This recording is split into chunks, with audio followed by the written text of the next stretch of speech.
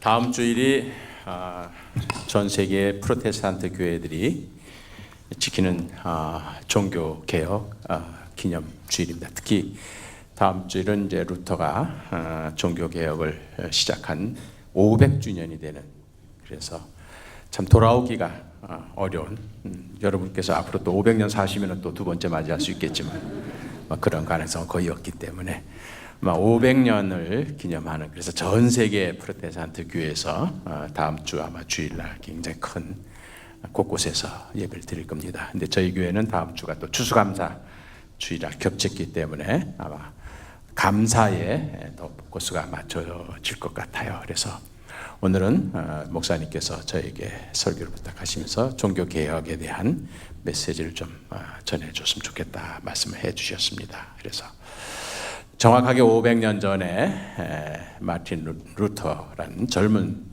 수도사가 그때 33살이었는데 그가 비텐베르크 성책교회에 그때 당시에 관행으로 교회에서 행하고 있던 이 면죄부, 면별부라고 하기도 하는데 그것에 대한 95가지 질의서를 교회 문에 붙이게 된, 그래서 그것을 기념으로 해서 그걸 계기로 해서 이제 종교개혁이 독일뿐만 아니라 유럽 전 지역에 확산이 돼서 또 이 중세가 끝나고 근세가 시작되는 그런 역사의 획기적인 사건을 기념하는 그런 예배가 되겠습니다.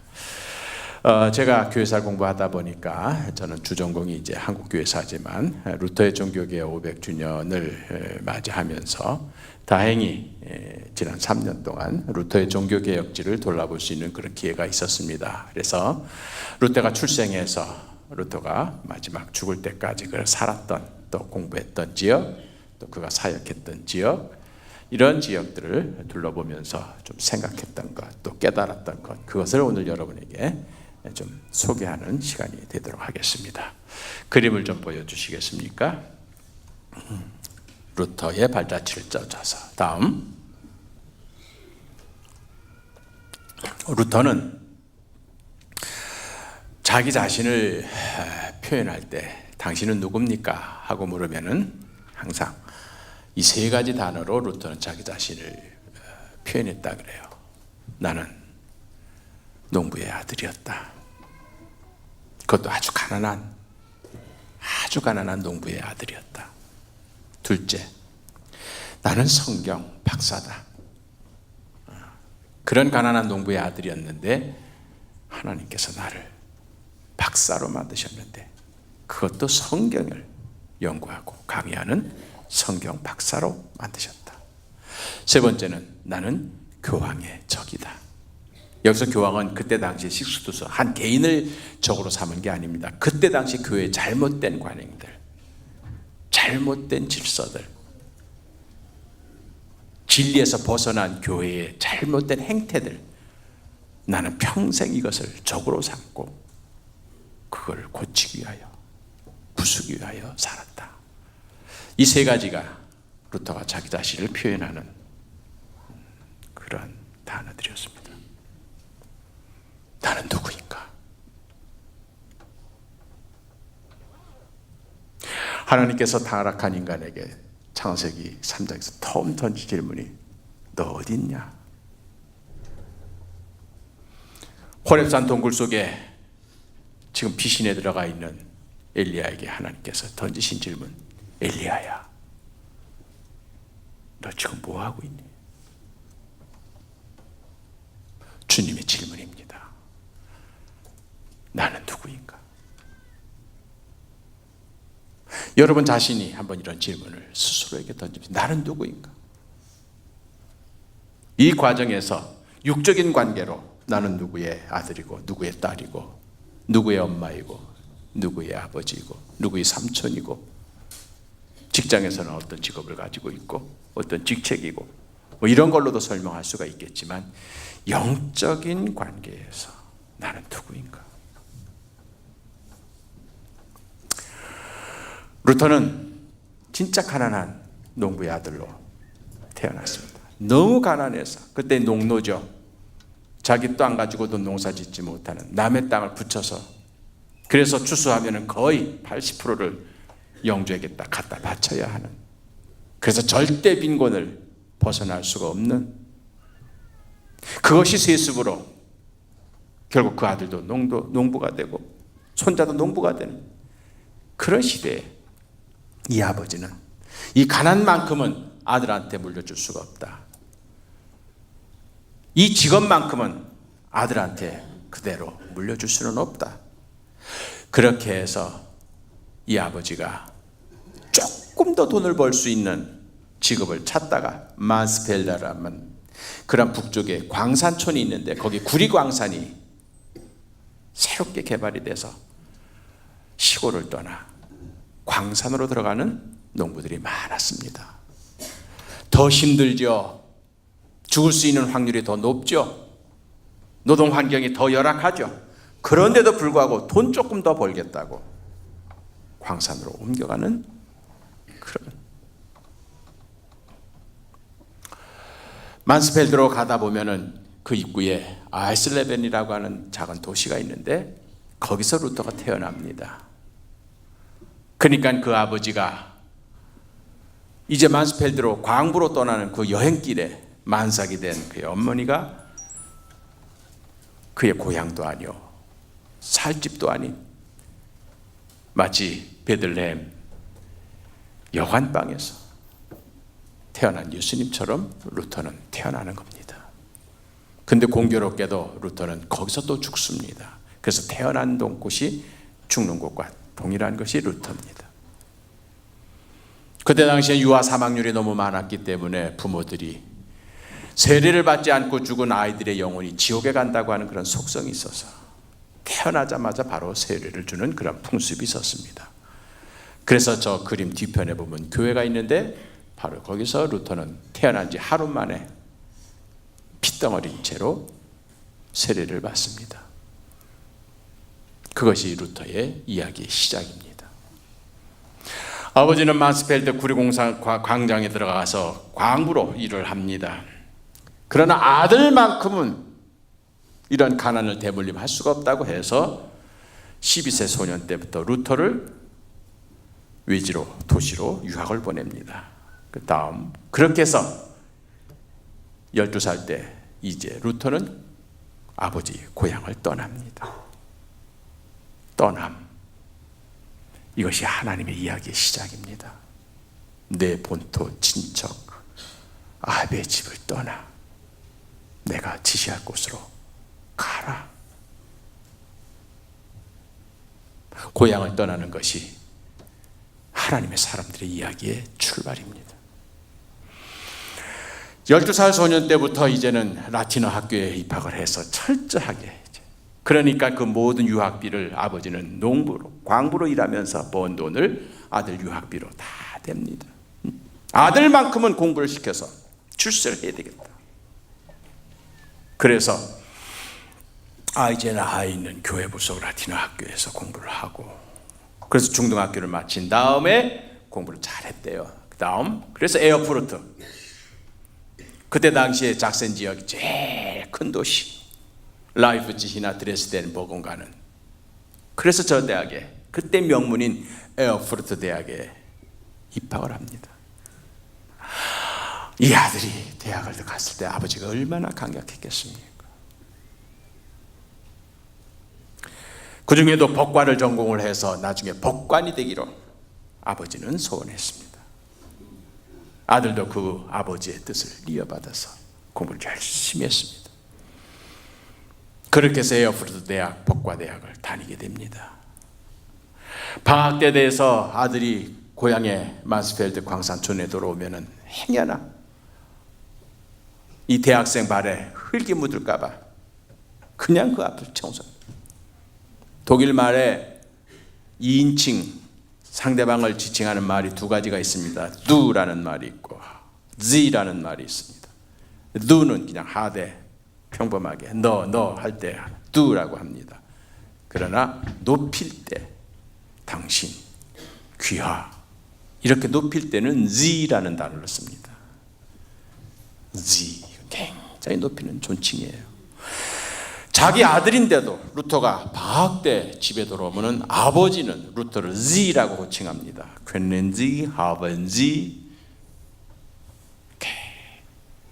얼마나 자랑스럽겠습니까? 동네 사람들한테. 내 아들이야, 에어프루트 대 명문대학 법과를 다니고 있어. 기대가 얼마나 컸겠습니까? 그런 아버지의 기대, 아버지의 꿈, 그것을 이제 루터는 이루어야 하는 책임을 가지고 있었던 거죠. 진짜 그 아들을 위해서 아버지는 최선을 다했습니다. 자기는 먹지 않으면서 아들은 먹였습니다. 자기는 쓰지 않으면서 아들을 위해서는 희생했습니다. 그것이 부모의 마음입니다. 학부를 졸업하고 이제 대학원을 입학해야 할 때입니다. 그러면은 에어프루트 대학원의 전문대학원에 들어가서 대체로 세 가지를, 공부 잘하는 학생들은 세 가지 과를 선택합니다. 첫째는 법.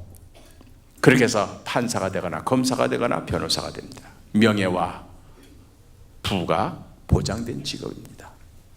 둘째는 의과. 역시 마찬가지로 명예와 물질이 보장됩니다. 셋째는 신학입니다. 사제가 되거나 수도자가 됩니다. 그것도 역시 명예가 보장된 직업이었습니다. 그래서 공부 잘하는 학생들은 이 세 개의 전문 대학원을 가게 됩니다. 아버지는 당연히 법과 대학원을 나와서 판사가 되고 변호사가 되기를 기대했겠죠. 다음, 여름방학에 이제 학부를 마치고 대학원 진학하기 앞서서 잠깐 쉬는 기간이 있어서 마스펠드 아버지 고향에 가서 인사를 하고 돌아옵니다. 이제 아버지의 꿈은 거의 이루어지는 것 같았습니다. 드디어 내 아들이 이제는 3년만 더 법과 대학원에서 공부하면 판사가 되고 검사가 되고 변호사가 될 수 있다. 얼마나 기뻤겠습니까? 그런데 여름방학 아버지 집에서 휴가를 마치고 에어프루트 대학으로 돌아오는 도중에 스토튼하임이라고 하는 자그마한 마을을 지내게 되는데, 거기에서 그는 예상치 못했던 경험을 합니다. 그것이 루터의 인생을 바꾼 첫 번째 경험입니다. 소위 말하면 천둥번개 체험이라고 그렇게 표현합니다. 갑자기 천둥번개가 치면서 우르릉 꽝 하더니 루터가 지나가는 길 옆에 세워졌던 나무가 번개를 맞아가지고 불타서 끊어져 버립니다. 그 경험을 합니다. 흔히 할 수 있는 경험이에요. 그런데 루터는 그 순간 너무너무 놀라서 겁이 나서, 그래서 천둥번개가 치는 그 순간 주점을 놔가지고 성 안나요, 안나는 광부들의 수호신입니다. 그래서 광부들은 늘 안나한테 기도를 합니다. 성 안나요, 나 살려주시면 수도자가 되겠습니다. 덜커덕 서원 기도를 한 겁니다. 그 서원 기도 함부로 하면 안 되거든요. 근데 서원 기도 그때 확 나온 거예요. 그래서 이제 그 순간에 루터의 인생이 전환이 된 겁니다. 법과에서 신학으로, 판사에서 수도자로.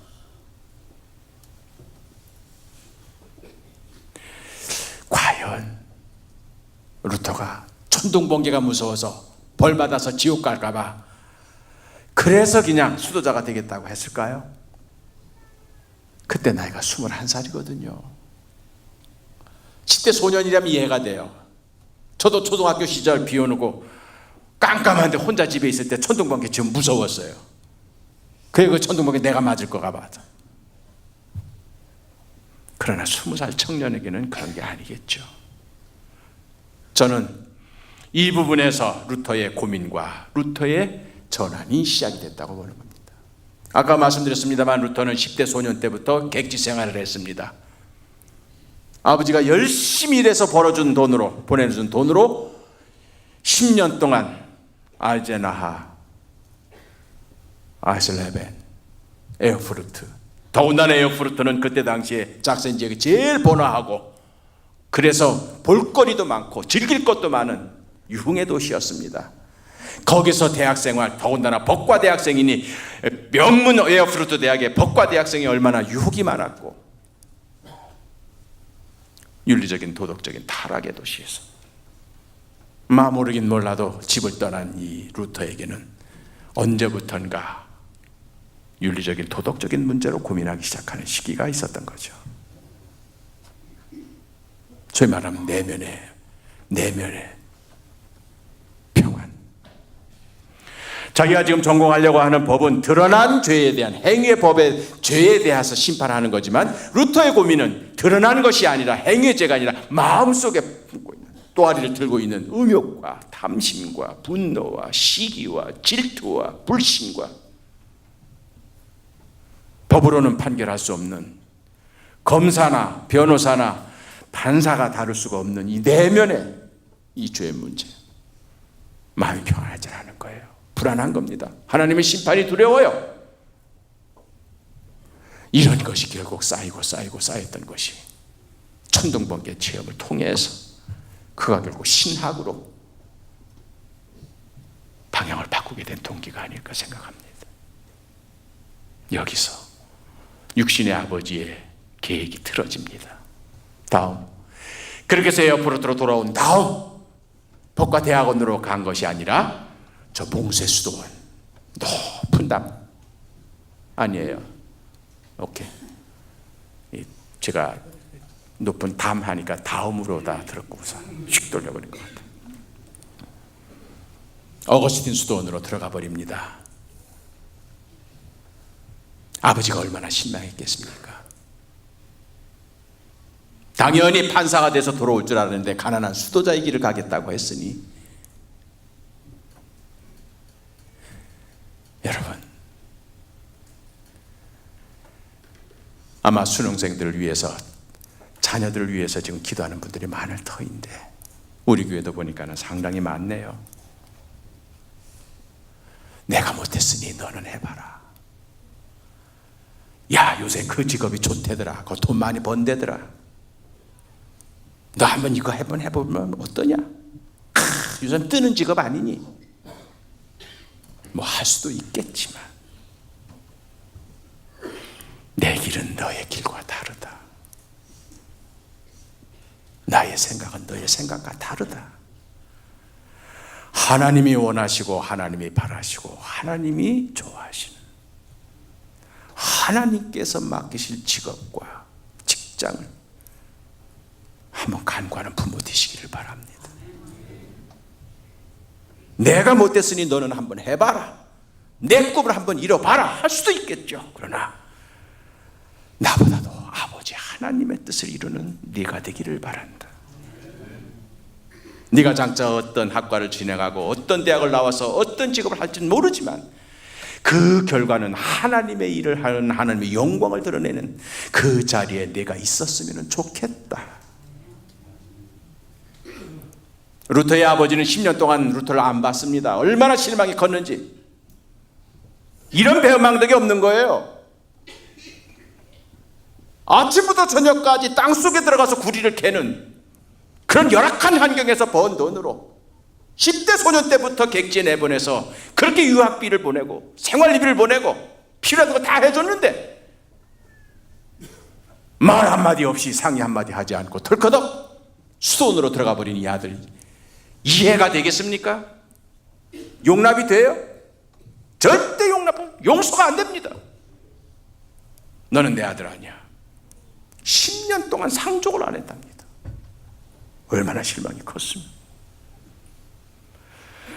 나중에 30-40년 지낸 다음에 아들은 만스펠드에서 유명한 존재가 아니라 전 독일의, 아니 전 유럽의 유명한 존재가 되었고, 제국의 영주들이 루터에게 와서 자문을 받고 결국 루터 가문에 큰 자기까지 받게 되었을 때 그 아버지는 자기 생각이 좁았다는 것을, 자기의 욕심이 너무 작았다는 것을 깨닫게 되었던 겁니다. 내 아이들을 통해서 나의 꿈과 나의 희망이 아니라 아버지 하나님의 희망과 아버지 하나님의 소망이 이루어지기를 바라는 그런 믿음의 아버지, 믿음의 어머니, 그리고선 기도하시길 바랍니다. 한결 마음이 편할 겁니다. 이번에 수능에서 몇 점은 나와야 되는데 그거 아니에요. 그래, 점수는 중요치 않다. 10년, 20년 후에 내 아이가 어디선지 하나님의 영광을 드러내는 그 사역에 주인공이 되리라. 하나님이 인도하시리라. 하나님께 맡기 끼고 기도하시기를 바랍니다. 수도원에 들어간 루터는 이 내면의 죄의 문제, 윤리적인 문제, 심판의 문제, 두려움의 문제, 죽음의 문제, 이걸 해결하기 위해서 애를 씁니다. 루터의 회고록을 보면은 자기가 수도원에 들어갔을 때 제일 첫 번째 느꼈던 감격은 도서관에 들어가서 라틴어 성경 전체를 읽을 수가 있었다는 거였습니다. 그 전까지는 주일 미사 때 사제들이 라틴어로 짤막짤막하게 오늘날의 성경 봉도처럼 조금씩 감질나게 읽어주는, 그래서 듣는, 그것도 라틴어로 하기 때문에 독일말로 하지 않고 라틴어로 하기 때문에 라틴어 대학을 나온 사람만이 알아들을 수 있는 이 1%밖에, 상류 1%밖에 들을 수가 없는 라틴어로 집례하는 예배에, 그러니까 그 성경이 도대체 무슨 책인지 어떻게 생겼는지 전혀 모르던 그걸 수도원에 들어가서 전체를 다 읽게 되었을 때 얼마나 감격했는지, 얼마나 감격했는지. 바로 이 성경이 루터에게는 답이 되었던 겁니다. 그래서 그때부터 이제 이 내면의 문제, 불안의 문제, 심판의 문제, 죄의 문제, 죽음의 문제, 이거를 해결하기 위해서, 그건 뭡니까? 한마디로 내 마음의 평화입니다. 어디에 있든지 어떤 상황이든지 변할 수 없는 내 마음의 평화. 우리가 주일날 예배드리는 유일한 목표도 평화입니다. 주님이 주시는 평화, 누구도 빼앗아갈 수 없는 평화, 그 평화, 그게 루터는 그때 당시의 교회 풍습에 따라, 관습에 따라, 그때 당시의 전통에 따라서 그걸 해결하기 위해 애를 썼습니다. 두 가지 방법이었습니다. 그때 교회가 요구하는 건 하나는 선행입니다. 착하게, 의롭게, 바르게, 그렇게 해서 예배도 제때제때 드리고, 헌금도 제때제때 하고, 금식도 제때제때 하고, 교회에서 시키는 걸 제때제때 하고, 하나님 앞에 율법대로 잘 살면 이런 죄의 문제가 해결이 되고 평화가 오는 걸로 그렇게 가르쳤습니다. 그래서 착하게, 선하게, 선행으로. 둘째는 고행입니다. 그래서 자기가 뭔가 죄를 졌다고 생각되면 그거를 극기에 금식을 하거나 금욕적인 생활을 하거나 아니면 순례를 하거나, 그렇게 해서 극기의 고난을 통해서 그걸 극복해 나가고, 마치 벌 받는 심정으로. 그래서 선행과 고행이 이 내적인 평화를 이룰 수 있는 유일한 길인 걸로 그렇게 가르치고 행해왔던 겁니다. 루터도 그걸 했습니다. 그대로 했습니다.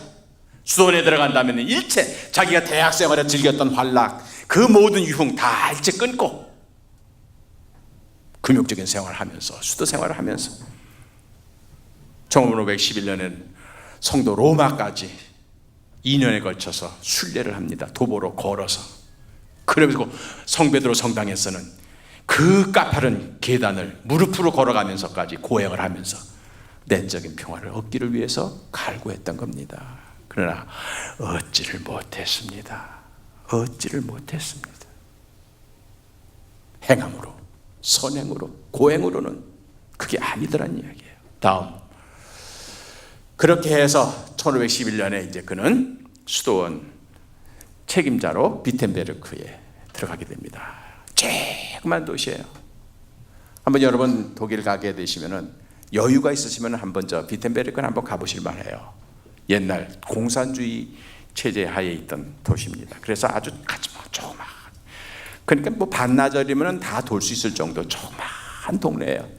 그래서 제가 거기 가서 느낀 게 뭐냐, 루터의 종교개혁 하게 되면 전 세계 역사를 바꾸는 그런 그 위대한 사건이 벌어진 데인데 굉장히 큰 줄 알았어요. 라이프치히나 드레스덴이나 뭐 쾰린이나 이렇게 좀 큰, 아니에요. 진짜 조그만 동네였습니다. 아주 한적한 시골 동네였어요. 거기서 제가 깨달은 건 뭐냐, 개혁은 작고 조용하게 시작되는 것이 개혁이다. 거창하고 웅장하게 시작되는 것은 개혁이 아니란 얘기죠. 아주 조용하게 누룩처럼 소리 없이. 저 비텐베르크는 바로 신흥도시였습니다. 작센 영주에 있던 그 프리드리히가 집중적으로 육성해서 성을 세우고 교회를 세우고 학교를 세우고 대학을 세우고 수도원까지 유치해서, 그래서 그 수도원 책임자로 젊은 루터가 30대 31살짜리 루터가 취임해 오는 겁니다. 에어프루트 수도원 원장이 보니까 진짜 성실하고 착하고 법대로 잘 수도 생활하는 루터를 눈여겨봤다가 이제 프리드리히 제후가 비텐베르크에 이제 어거스틴 수도에 지부를 만들라 할 때 책임자를 좀 추천해달라 했더니 당연히 루터를 추천해 준 거죠. 다음, 그렇게 해서 이제 루터는 수도원 책임자가 됩니다. 지금은 저기가 루터 박물관으로 바뀌었습니다만은 본래 저가 어거스틴 수도원, 그래서 수도사들이 살면서 같이 수도 생활하던 그런 건물이었습니다. 루터가 종교개혁에 성공한 후에 프리드리히가 저 건물 전체를 루터에게 줬습니다. 그래서 루터 전체를, 저 건물 전체를 쓰게 됐는데 가운데 발코니가 있는 그 지역이, 그 방이 바로 루터가 살던 방입니다. 이제 저기 가서 비텐베르크 대학, 거기서 성서학으로 박사학위를 받고 바로 그 대학 교수가 됩니다. 그래서 이제 가난한 농부에서 성경 박사가 된 거죠. 그래 그가 강의하는 것이 바로 성경이었습니다. 저 그림의 가운데 보면은 가운데 이 종탑이 있습니다. 원으로 된 것. 지금은 이제 저런 건물에 엘리베이터가 있던 자리인데 그때 당시에는 엘리베이터가 없었기 때문에 나선형으로 계단으로 해서 이제 전체 꼭대기와 아래를 연결하는, 그래 꼭대기에는 바로 종탑, 거기에는 기도실이 있었습니다. 1515년 어느 여름 루터에게는 두 번째 종교 체험이 이루어집니다. 그걸 우리는 종탑 체험이라 그래요. 그때 그는 시편을 신학교에서 강의하고 있었습니다. 그러다 보니까 자기가 오늘 강의할 시편에 대해서 이제 종탑에 올라가서 이제 기도하면서 시편을 읽고 있던 도중에 자기가 강의할 텍스트입니다. 오늘 우리가 함께 읽은 시편 31편 1절부터 3절 이 말씀을 루터가 읽게 됩니다. 지금까지 루터는 바로 내면의 죄, 심판의 문제, 죽음의 공포, 이런 것들이 그렇게 해서 의롭다는 게 뭘까, 구원받는다는 게 뭘까, 내적인 평화, 이런 문제를 가지고 계속해서 고민해오고 있었던 거예요. 그러나 지금까지는 답을 얻지 못했던 겁니다. 아무리 착하게 살아도, 고행을 해도, 금욕을 해도, 율법대로 살아도 이게 오질 않는 거예요. 그러던 도중 오늘 시편 31편 이 말씀을 읽다가 그런 답을 얻었습니다. 여호와여, 내가 주께 피하오니 나를 영원히 부끄럽게 하지 마옵시고 주의 공의로 나를 건지소서. 주의 공의로 나를 건지소서. 주의 의로 나를 구하소서. 여기에서 주의 의라고 하는 단어가 루터에게 활짝 오고 됩니다. 나중에 루터는 그걸 햇살처럼, 아침의 햇살처럼 내게 임한 주님의 은총이었다고 표현을 합니다. 지금까지는 나의 의였습니다. 내가 의롭게 살고 내가 착하게 살고 내가 열심히 하면은 내 마음이 편안해지고 내가 구원받고 내가 의롭게 되는 걸로 생각을 했던 거예요. 그래서 나의 의를 이루기 위하여 선행도 하고 고행도 했던 겁니다. 그런데 답을 얻지 못했던 거죠. 여기에 하나님의 의라는 단어가 루터에게 임한 겁니다. 나의 의가 아니라 하나님의 의가 내게 임하여 나를 건져냈다는 얘기입니다. 나의 착함으로 내가 이룬 것이 아니라 하나님께서 이유 없이, 나는 죄인임에도 불구하고, 나는 자격이 없음에도 불구하고 하나님께서 이유 없이 나를 건져내셨다. 이게 하나님의 의라는 얘기입니다. 이때 하나님의 의가 내게 임하였다는 것, 하나님이 나를 사랑하시고 하나님이 나를 구원하셨다는 이 이유 없는 하나님의 사랑에 대해서 루터는 감격하면서 찬송을 부르기 시작하는 겁니다. 지금까지 하나님은 구약의 하나님이었습니다. 심판하시는 하나님, 분노하시는 하나님, 책벌하시는 하나님, 정죄하시는 하나님, 그래서 무서운 하나님이었는데 이 순간부터 루터에게 임한 하나님은 사랑의 하나님이었고 자비의 하나님이었고 용서의 하나님이었고 부드러운 은총의 하나님이었던 겁니다. 하나님이 세상을 이처럼 사랑하사 그 사랑의 하나님을 지금까지는 잊어버리고 있었던 겁니다. 그때까지 교회는 그런 사랑의 하나님을 얘기하지 않고 분노하시는 하나님, 진노하시는 하나님, 심판하시는 하나님만 모든 사제들이 얘기를 했던 겁니다. 그래서 교인들이 평화를 얻고 싶어도 심판하시는 하나님 앞에서 쫄아들고 불안하고 겁나고 예수 그리스도를 통하여 우리에게 임하신 하나님은 그런 무서운 하나님이 아니라 용서하시는 하나님, 구해주시는 하나님, 건져주시는 하나님, 나의 행실에 과오가 있든 없든 불문에 붙이시고 나에게 다시 기회를 주시는 하나님, 그 하나님을 루터가 만난 겁니다. 그 순간부터 그 하나님이 나의 반석이요 나의 산성이 되시나이다. 지금까지 마귀 사탄은 끊임없이 고발자로 나에게 임했습니다. 뭔가 좀 착하게 해보려고 하더라도, 뭔가 좀 해보려고 하더라도, 다른 사람은 몰라도 내가 너를 알지. 네가 10년 전에 이런 죄 지었잖아. 네 남편도 몰라, 네 아내도 몰라. 그러나 나는 알지. 네가 이런 죄가 있는데, 네가 이런 잘못이 있는데 네가 그런 일을 해?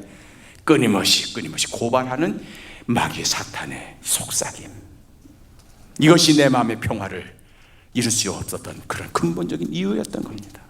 그러나 하나님의 공의가 나타나서 하나님이 나의 산성이 되셔서 나를 방어를 치시니까 이러한 마귀 사탄의 화살들이 다 무용지물이 되더란 이야기입니다. 그 다음부터 루터는 외칩니다. 맞아! 나가 10년 전에 20년 전에 그때 유학 시절에 대학 시절에 나 그런 죄 졌어. 그럼에도 불구하고 하나님께서 예수 그리스도의 보혈로 나의 죄를 용서해 주셨어. 담대하게 나갈 수가 있었던 겁니다. 나의 행함이 아니라, 나의 착함이 아니라 하나님의 의가 내게 임하여 하나님의 의로 나는 구원을 받았어. 그렇기 때문에 마귀 사탄의 유혹이 올 때마다 내세울 것은 그리스도의 보혈의 피밖에 없었던 겁니다. 그리스도밖에 피를 내세울 때 저들은 물러갑니다. 애굽에서 문선주에 바른 어린 양의 피를 보고 심판의 천사가 지나가듯이 예수 그리스도의 보혈의 피로 우리는 마귀 사탄의 모든 유혹과 심판으로부터 자유할 수가 있었던 겁니다. 루터가 그걸 깨달은 겁니다. 저는 루터의 종교개혁이 여기서부터 시작되었다고 보는 사람입니다. 그렇기 때문에 1517년 10월 31일에 95개 조의 반박문을 붙이게 된 그 용기가 어디서 나왔는가? 감히 33살짜리 애송이 수도자가 로마 교황청을 향하여 그렇게 이것은 잘못된 것이요, 이거는 성경적이 아니요, 이것이 어떻게 진리라고 할 수 있어? 95가지의 질문서를 그렇게 공개적으로 붙일 수 있었던 그 용기는 시편 31편에서 깨달은 하나님의 부드러운 은혜에서 나온 겁니다. 햇살처럼 나에게 임한 부드러운 말씀의 은혜가 그 모든 잘못된 교권과 정치 세력에 대해서 나인, 이건 아니야 할 수 있는 용기가 그에게 나왔던 겁니다. 부드러운 은혜가 강한 저항으로 나올 수가 있었던 겁니다. 다음, 그렇게 해서 여러분 잘 아는 대로 1517년 10월 31일 만상절 전날 저녁, 루터는 그때 당시에 교회가 관행으로 행하고 있던 면죄부에 대한 잘못된 관행을 고발하는 그러한 논제를 붙일 수가 있었던 겁니다. 다음, 저게 바로 그때 당시에 많이 팔던 면죄부입니다. 지은 모든 죄에 대한 두려움, 불안이 있으니까 저거 돈 주고 사면은, 그래서 그 순간부터 그런 불안에서 해소되는 걸로 아는 거예요. 그래서 종류도 다양하고 어떤 건 컬러풀하고, 그러니까 가격이 더 올라가는 거지. 다음, 저게 바로 면죄부 판매상들이 가지고 다니던 헌금꾀입니다. 저기 동전을 계속 집어넣는 거예요. 그러면 빈 통을 주교한테 받아가지고 마차에 싣고 이것저것 교회를 찾아다니면서 저 면죄부를 파는 겁니다. 그럼 그 순간에 이제 자기 죄가 해소된 줄 알아요. 그러나 종이 쪽지 하나 가지고 와서 기도해봤자 아직 이 내분의 문제는 아직도 해결이 안 되는 거예요. 그걸 이용해서 계속 교회 지도자들이 돈 장사를 한 거죠. 한번 보세요. 열쇠가 얼마나 삼엄한지 몰라요. 저 열쇠는 주교만 가지고 있어요. 그래 꽉 차면 저 상자가, 그러면 이제 주교한테 가가지고 저걸 개봉해서 7대3으로 나누고 6대4로 나누는 거예요. 그게 그때 당시에 관행이었던 거죠. 돈으로 모든 것을 결정하려고 하는, 은혜까지도 돈으로 사고 팔려고 하는 그런 시대였던 겁니다. 다음, 그러다 보니까 루터의 이익을 처음에는 루터가 이걸 95개를 라틴어로 씁니다. 핸드라이팅 해가지고. 왜냐하면 그때 당시 비텐베르크 교회는 비텐베르크 대학 최풀이었습니다. 그래서 그 정문에는 교수들이 과제물을 학생들한테 알려줄 때 그 정문에다가 그걸 많이 붙였어요. 대학마다 가면 그 게시판이 있듯이, 학과 사무실에 그 공지판이 있듯이. 그래서 루터가 이제 이 면죄부 문제를 가지고 이거 한만 해도 이거는 성경이 아니란 얘기예요. 말씀이 아니란 얘기예요. 자기가 경험했어요. 종탑에서 이 내적인 평화, 구원의 확신, 이거는 선행이 아니에요. 고행이 아니에요. 종족제 팔고 파는 게 아니에요. 하나님의 은혜로 되어지는 건데 왜 이걸 모르고. 그래서 이제 이런 주제를 가지고 내 클래스에 오는 학생들 한번 좀 토론을 해보자 해가지고 그걸 만들어 놨던 거예요. 그랬더니 학생들이 그게 숙제니까 그걸 뺏겨가지고 집에 가가지고 이 과제물 교수가 내줬으니까 이걸 하다 보니까 교수님의 고민이 맞아. 지금 교회가 다 잘못된 길로 가고 있어. 맞아. 이 교수님의 의견이 맞아. 그래서 학생들이 그걸 독일어로 번역을 하기 시작한 겁니다. 왜요? 비텐베르크의 라틴어를 읽을 수 있는 사람은 1%도 안 돼요. 대학을 졸업한 사람만 라틴어를 읽을 수 있어요. 루터는 이거를 일반 시민들이 읽히려고 이거 쓴 거 아니에요. 자기 강의를 듣는, 자기 설교를 듣는, 또 자기와 같은 동료 교수와 사제들하고 이 문제를 토론하려는 거예요.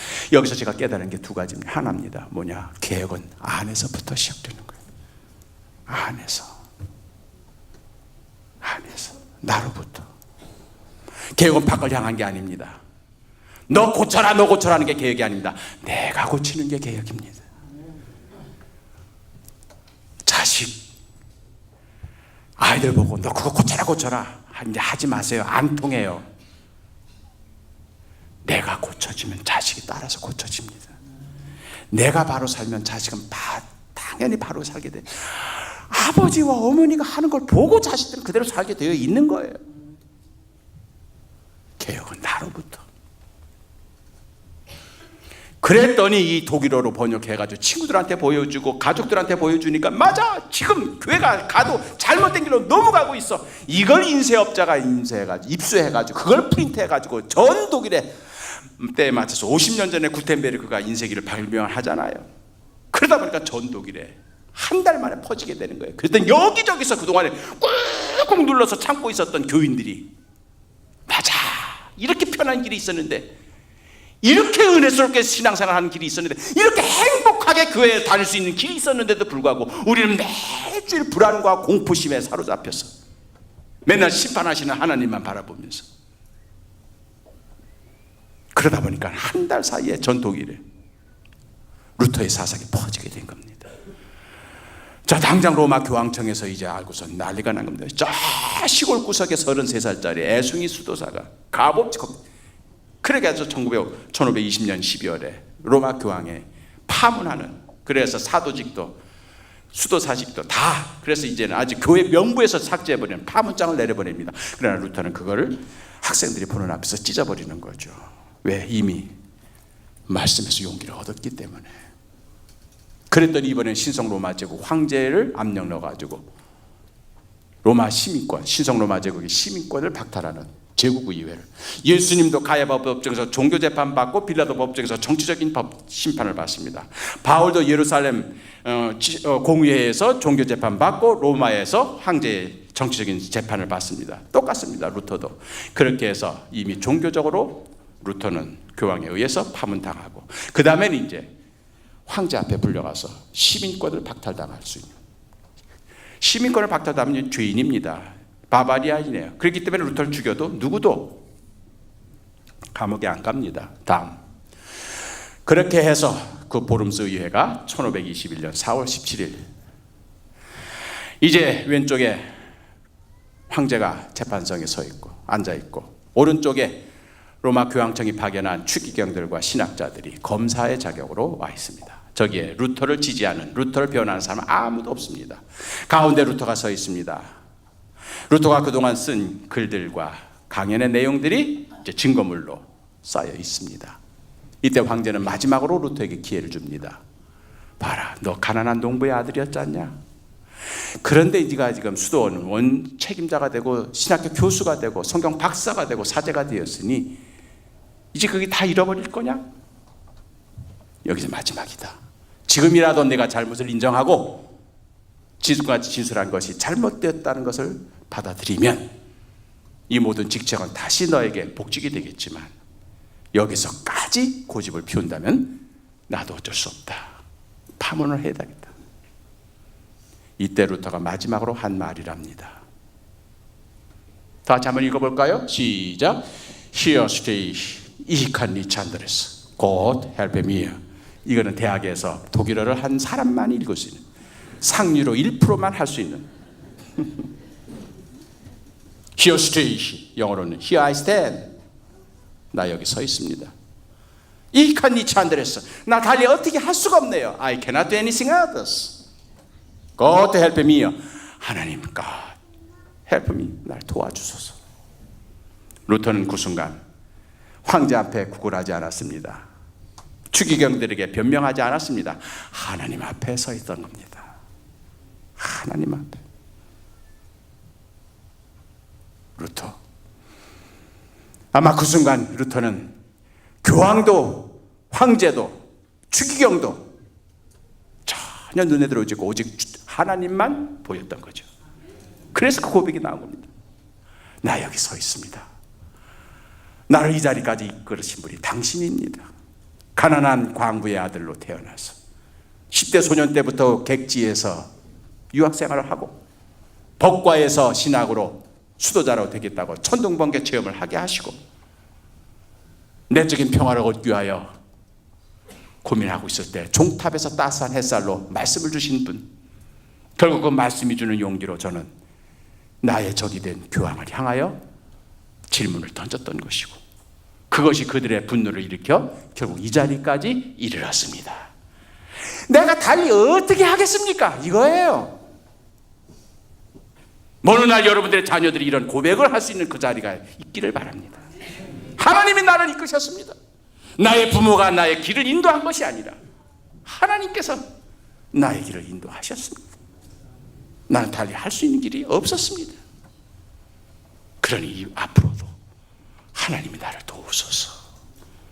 하나님만 바라보겠습니다. 하나님은 나의 산성이시오 나의 반석이시니이다. 그리고 걸어 나가는데 등 뒤에서 땅땅땅 황제가 파문장을 내는 거예요. 이제는 나가면 죽는 겁니다. 이제 가톨릭 기사들이 기다리고 있는 거예요. 현상금 사냥범들이 많았거든 그때. 그래서 이제 죄인이 된 루터를 죽이면은 포상을 받거든. 이제 죽은 목숨입니다. 그 딱 나갔는데 다음 이제 자기는 죽는 줄 알았는데 마차를 타고 대기에 뒀던 마차를 타고 이제 비텐베르크로 한 300km 떨어져 있습니다. 보름스에서. 그리로 그냥 줄기차게, 왜냐하면 비텐베르크는 자기 지지자들이 있으니까 그리로 이제 피신해 갔는데 도중에 이제 나 근처에 거기 숲속으로 막 마차가 가는데 복면을 한 기사들이 말을 타고 와가지고 마차를 세우고 루터를 납치합니다. 이게 세 번째 유명한 키드냅 사건이에요. 그래가지고 루터를 복면을 씌우고선 어디든지 알 수가 없는 곳을 가서 가둬놨는데 그게 바로 바르트부르크라고 자산 꼭대기에 있는 그런 성 안에 가둬놓습니다. 사흘 동안 자기를 납치한 사람들이 자기의 정체를 밝히지 않은 거예요. 루터는 그 사흘 동안 도대체 나를 납치한 이 사람들이 누군가? 둘 중에 하나예요. 가톨릭 기사든지 아니면 프리드리히, 자기의 후원자인 프리드리히가 보낸 기사인지 어느 쪽인지 모르는 거예요. 가톨릭 기사면 자기는 죽은 목숨이에요. 프리드리히가 보낸 사람들이면 살아날 수가 있는 가능성이 있어요. 이 갈등, 그것이 사흘간의 경험이었습니다. 이것이 바로 예수님께서 십자가에 내리신 다음 부활하시기까지 사흘간의 경험입니다. 이것이 여러분들이 하나님의 응답을 받기 전에 불안하고 초조하고 어둠 속에 깜깜했던 절망적인 그 경험입니다. 아마 그때 루터는 진짜 진하게 기도했을 겁니다.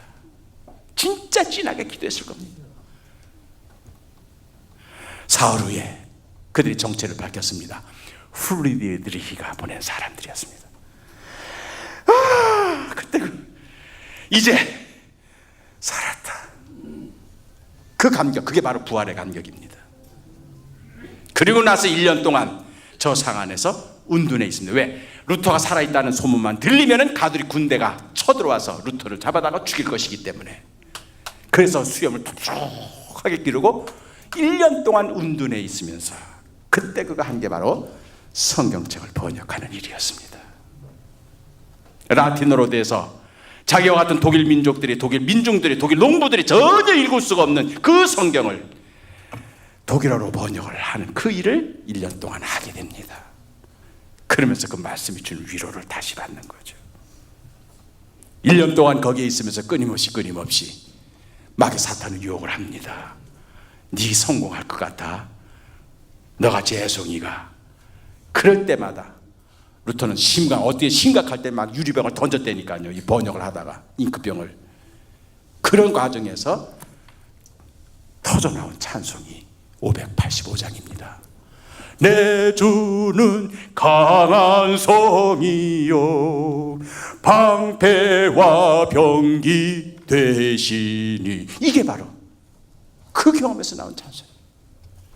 종탑에서 하나님의 은혜가 햇살처럼, 하나님의 의가 햇살처럼 내렸을 때 주는 나의 산성이요 나의 피난처이시다.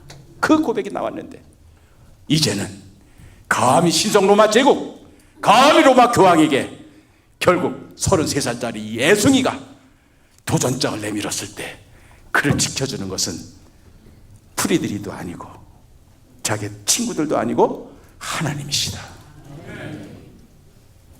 그래서 루터. 다음, 보름스에 있는 루터 댕크말, 루터 기념공원의 동상들입니다. 비텐베르크뿐만 아니라 보름스, 그 다음에 아이제나하, 아이슬레벤, 루터를 기념하는 곳에는 항상 루터의 동상이 서 있는데, 루터의 동상은 독일에 있는 루터의 동상 똑같습니다. 포즈가 왼손에 성경을 듭니다. 여러분 아까 성경을 들고 막 이랬는데 성경을 꼭 왼손에 들고 그 다음에 오른손으로 성경을 꼭 얹습니다. 이게 뭘까요? 내 생각과 내 말과 내 행동은 말씀에서 나온 거다. 말씀에서 나온 거다. 내가 머리로 꾸며낸 것도 아니고 내가 다른 사람들한테 들은 것도 아니고 오직 이 말씀. 그래서 꼭 말씀에 손을 얹습니다. 그리고 눈은 하늘을 향합니다. 하나님만 바라보는 거죠. 세상을 바라보지 않고 주님만 바라봅니다. 그리고 오른발을 한 바닥 꼭 내딛습니다. 이게 바로 개혁의 발걸음입니다. 눈은 하늘을 향하고 하나님을 향하고, 손은 성경에 얹고 발은 세상을 향하여 나아가는 겁니다. 여러분들의 자녀가 이런 포즈로 살아가시기를 원합니다. 하나님만 바라보며 말씀을 안고 세상을 향하여 달려가는 그 모습. 그래서 제2의 루터가, 제3의 루터가 계속 나오게 될 때 우리의 세상은 어둠에서 광명으로 바뀌게 될 것이고, 불안에서 환희로 바뀌게 될 것이고, 절망에서 은총으로 바뀌게 될 줄로 믿습니다. 그 개혁은 나로부터 시작됩니다. 내게 말씀이 임할 때, 그 말씀이 햇살처럼 내게 은총으로 임할 때, 그때부터 개혁은 시작이 되는 겁니다. 이 말씀이 여러분들에게 임하시기를 기원합니다. 또한 여러분 자녀들에게도 이 말씀이 임하기를 바랍니다. 그리하여 이 어두운 세상을 좀 더 밝은 세상으로, 심판의 두려움에 쌓여있는 이 불안한 세상을 하나님의 은총의 햇빛으로 가득 채울 수 있는 그날이 될 줄로 믿습니다. 기도하겠습니다.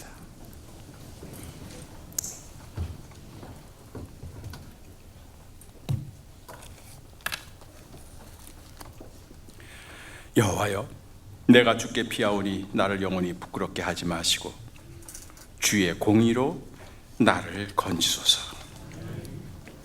주는 나의 반석과 산성이시니 그러므로 주의 이름을 생각하시어 나를 인도하시고 지도하옵소서.